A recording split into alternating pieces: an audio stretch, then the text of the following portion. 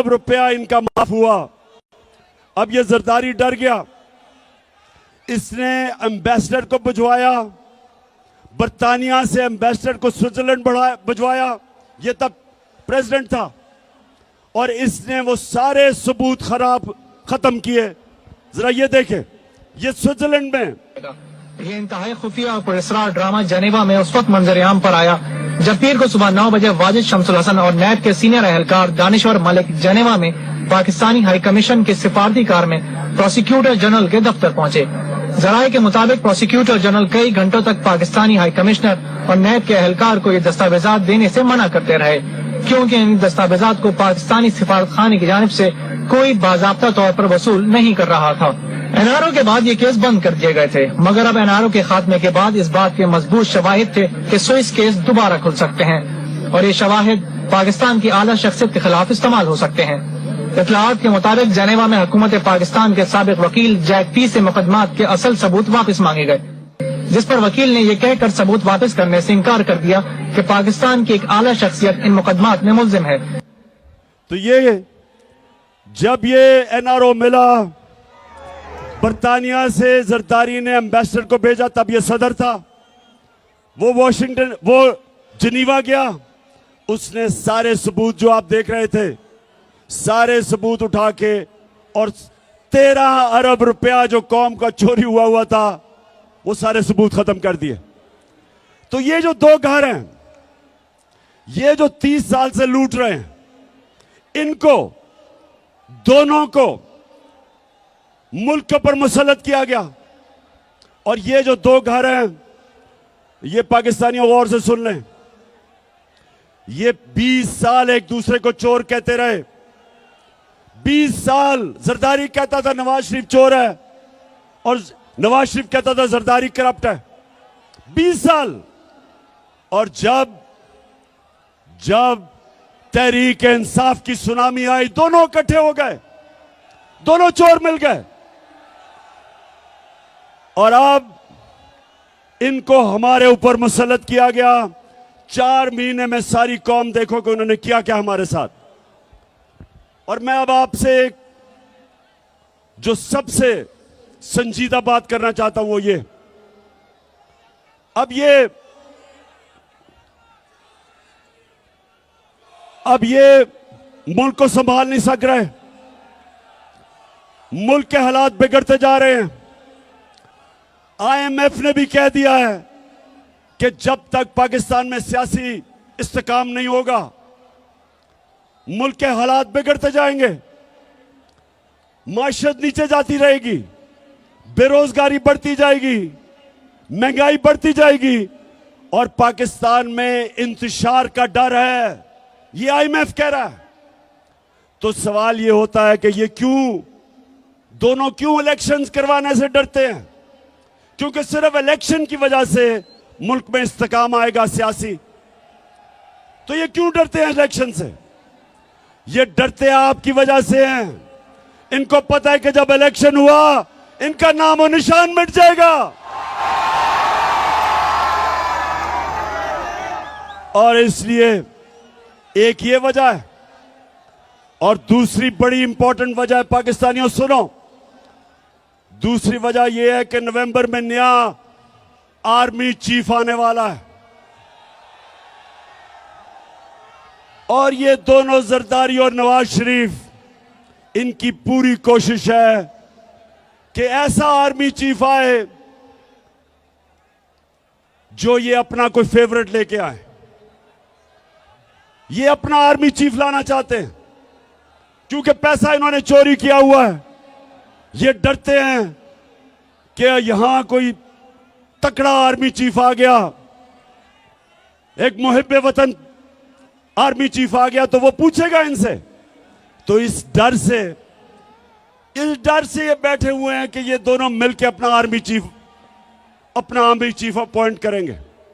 अब मैं सारे पाकिस्तानियों से पूछता हूं, फैसलाबाद, गौर से मेरी आप बात सुनो, ये दो जब इनको मुश्किल पड़ती है मुल्क से बाहर भाग जाते हैं, अरबों रुपया इनका मुल्क से बाहर।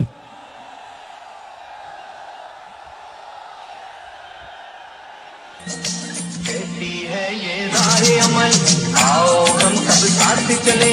कहती है ये राहे अमल, आओ हम सब साथ चले। मुश्किल हो या आसानी, हाथ में डाले हाथ चले। मुश्किल हो या आसानी, अच्छा सुनो, सो ये सुने गौर से, दोनों का पैसा बाहर पड़ा है। दोनों जब मुश्किल आती है, जरदारी जेल से निकल के मुशर्रफ के दौर बार भाग गया, नवाज शरीफ जेल से निकल के मुल्क से बाहर भाग गया, एनआरओ लेके दोनों वापस आ गए। फिर थोड़ी मुश्किल पड़ी, जब जरदारी ने कहा मैं ईंट से ईंट बजा दूंगा, डर के फिर बाहर भाग गया। नवाज शरीफ वो जो झूठ बोल के यहां से गया, वो फिर बाहर भाग गया। बच्चे इनके बाहर, इसके नवाज शरीफ के दो बेटे कहते हैं कि हम पाकिस्तान के शहरी नहीं, वो बाहर बैठे हैं। जरदारी वो आदमी है जिसने मेमो गेट के अंदर अमेरिकनों को कहा था, हुसैन हुकानी को उसने भेजा, एडमिरल मलन को, कि मुझे पाकिस्तानी फौज से प्रोटेक्शन चाहिए। ये सुने जरा, उधर नवाज शरीफ डॉन लीग्स में हिंदुस्तान को कहता है कि हम गवर्नमेंट तो चाहती है लेकिन फौज दहशतगर्दी नहीं रोक रही। ये डॉन लीग्स में कहता है। बरका दत्त को मिलता है, बरका दत्त लिखती है सार्क कॉन्फ्रेंस काठमांडू में, ये छुप के नरेंद्र मोदी से मिलता है अपनी फौज से डर के। अब ये दो लोग, पैसा इनका बाहर पड़ा, जो वहां की ताकतें जो इनको लेके आई, जिधर इनका पैसा पड़ा, ये उनके गुलाम हैं। तो मेरा सवाल ये है कि क्या आर्मी चीफ उनसे एनओसी लेके बनाएंगे? ये मैं सारी कौम के सामने समझता हूं कि ये सिक्योरिटी रिस्क है। ये दो वो लोग हैं जो मुल्क के गद्दार हैं। पैसा बाहर, इंटरेस्ट बाहर, करप्ट। ये माजी में डॉन लीग्स और मेमोगेट, किसी सूरत इस मुल्क की तकदीर इनके हाथ में नहीं होनी चाहिए। इस मुल्क का आर्मी चीफ मेरिट के ऊपर होना चाहिए। जो सबसे मेरिट पे है उसको आर्मी चीफ बनना चाहिए। किसी की पसंदीदा आर्मी चीफ नहीं होना चाहिए, किसी का फेवरेट नहीं होना चाहिए। तो फैसलाबाद, अब मुझे पता है हिंदुस्तान का मैच शुरू होने लगा और पाकिस्तान का।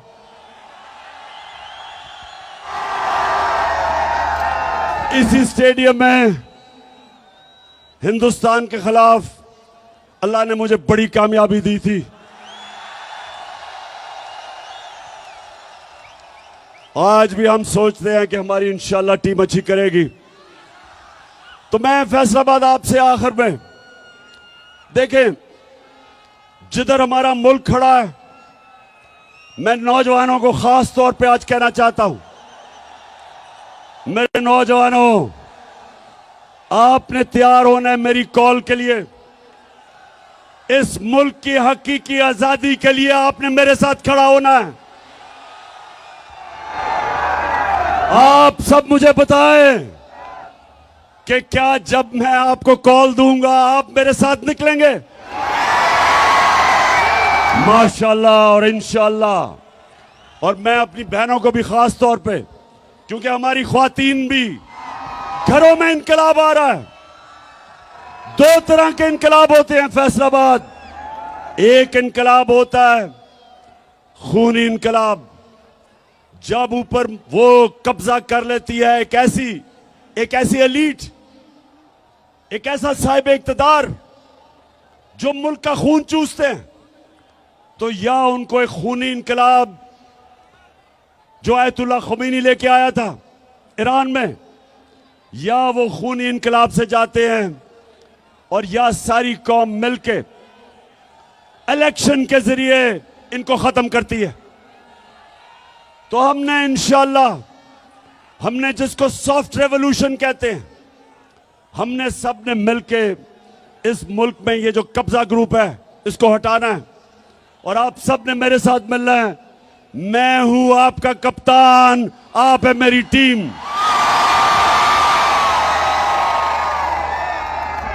और फैसलाबाद इलेक्शन भी आ रहा है, यहां एक इलेक्शन भी है, आपको पता है लोटों का।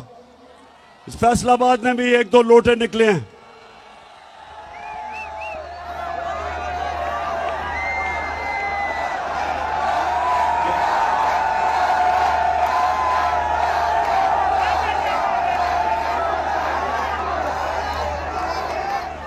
तो एक तो आप सब ने मेरे से वादा करना है, हाथ खड़ा करके। अभी वादा क्या करना है कि कभी फैसलाबाद में लोटों को जीतने नहीं देना। और इंशाल्लाह जो मेरा इलेक्शन है यानी 108 जो मैं लड़ रहा हूं यहां से, आपने सब ने मेरी टीम बन के पूरी कोशिश करनी है। इंशाल्लाह हम ये इलेक्शन भी जीतेंगे, हम बड़ा इलेक्शन भी जीतेंगे और इंशाल्लाह इस मुल्क को हकीकी तौर पे आजाद करके एक अजीम कौम बनाएंगे। इंशाल्लाह वो कौम जिसका नारा था कि पाकिस्तान का मतलब क्या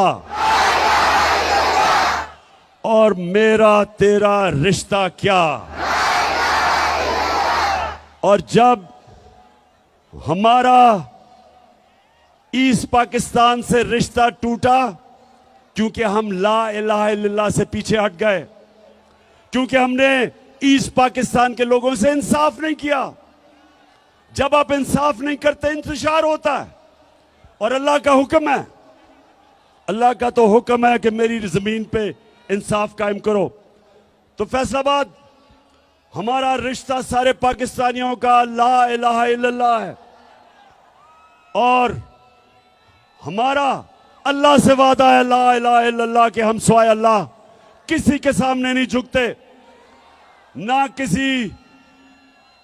ना अमेरिकनों के सामने झुकते हैं, ना पैसे के सामने झुकते हैं, ना खौफ के बुत के सामने झुकते हैं, ना लालच के सामने झुकते हैं। हम एक खुददार कौम है, हम एक गैरतमंद कौम है और इंशाअल्लाह हम एक दिन आएगा कि सारी दुनिया में हमारे हरे पासपोर्ट की इज्जत होगी। पाकिस्तान जिंदाबाद।